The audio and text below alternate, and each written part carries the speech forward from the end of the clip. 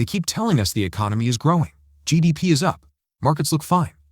But if things are really getting better, why does everyday life feel tighter than before? Why does it feel like money disappears faster, even when nothing major changed?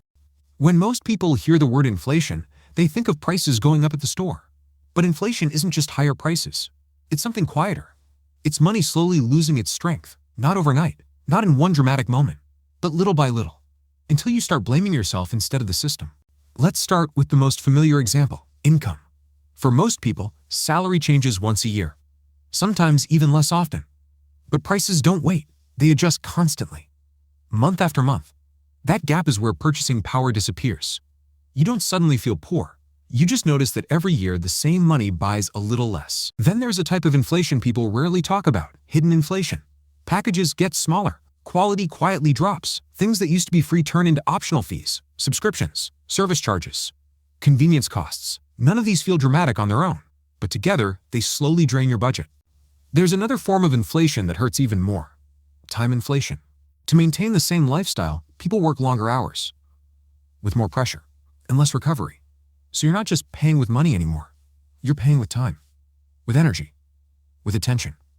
And time is the only resource you never get back. Here's the uncomfortable truth. Economic growth and personal well-being are not the same thing.